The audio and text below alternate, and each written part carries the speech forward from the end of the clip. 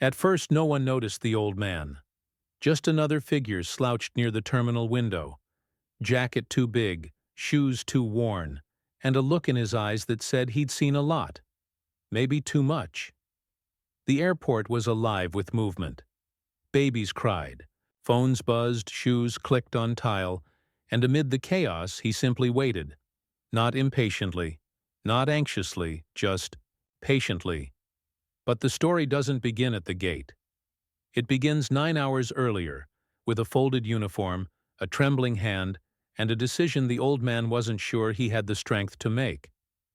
His name was William Trent. 93 years old. Korean War veteran, a quiet man who hadn't boarded a plane in over 3 decades.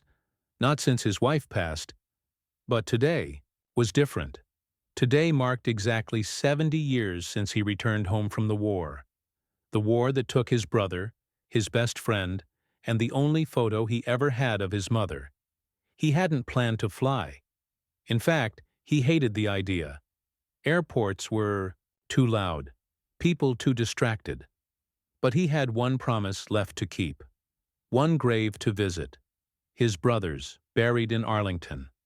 So William dressed in the last suit he owned, navy blue, just like the one he wore at 22. Pinned on his chest, a single service medal.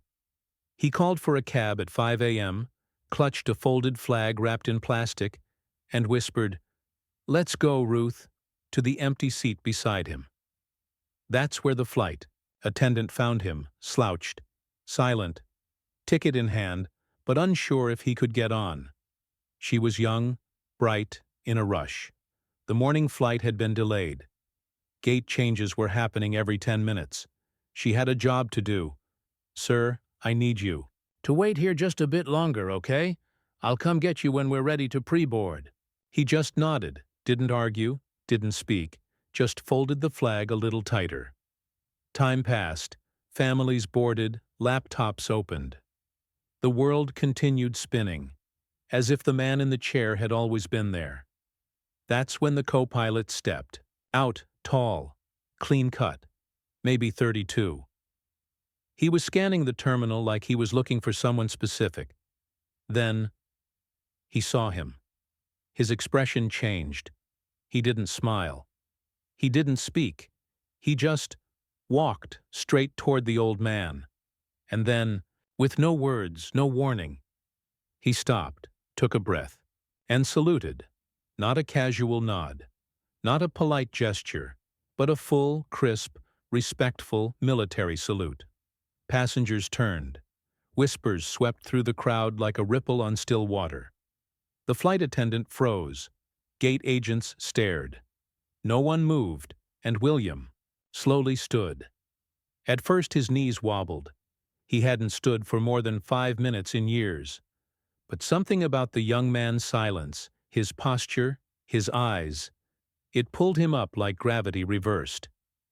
The co-pilot dropped his salute, reached into his uniform pocket, and pulled out a single dog tag. "Sir," he said quietly, "your brother saved my grandfather's life. Hill 266, September 1952.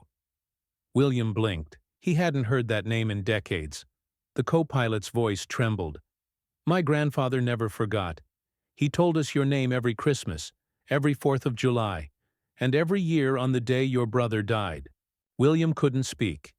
He couldn't even nod. But in his hands, the flag trembled. Segment shift. Warm strings begin to rise softly. Passengers watched as the co-pilot took the old man's bag, his cane, and his ticket. Then he turned to the gate agents and said 5 words that silenced the terminal. "He's flying with us up front." The airline didn't argue. No rules were questioned. No policies debated. William was escorted onto the plane, not through the regular walkway, but through the front service door, the kind reserved for captains. He was seated in 1A. The co-pilot sat beside him, and for the first time since his brother's funeral, William spoke. He never made it home. But I promised I would. The co-pilot didn't interrupt, just nodded, and gently placed the dog tag into William's palm. "I think," he said softly, "he made sure you did." Halfway through the flight, a flight attendant whispered to the captain. Moments later, the captain's voice came over the intercom. "We're honored today," he said, "to carry one of the last living veterans of the Korean War. Please join us in a moment of silence as we fly over the very cemetery where his brother rests." The plane fell quiet. 30,000 feet above Arlington, silence reigned. And in seat 1A, a man closed his eyes, flag on his lap, dog tag in hand. He didn't cry. He didn't speak, but if you looked closely, you'd see the smallest smile crack the corner of his lips, because in that moment, 7 decades later, a promise had been kept. A brother remembered, a sacrifice honored, and a silent salute echoed across generations. When the plane landed, William was the last to leave. Not because he moved slow, though he did, but because every passenger let him go first. One by one they stood. Some clapped, some bowed their heads. A few whispered, "Thank you," but all of them felt it. The weight of the moment, the power of one life, and the ripple of kindness that followed. Grounded tone, we spend so much of our lives rushing, past strangers, past stories, past chances to see what's right in front of us. But sometimes, when we slow down, we find a kind of beauty that can't be explained. A quiet man, a folded flag, and a salute that meant more than words ever could.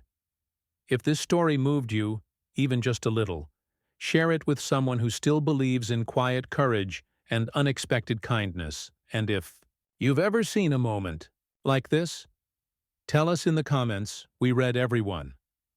Don't forget to subscribe to our channel for more true stories that remind us. In a noisy world, it's the quiet moments that echo the loudest.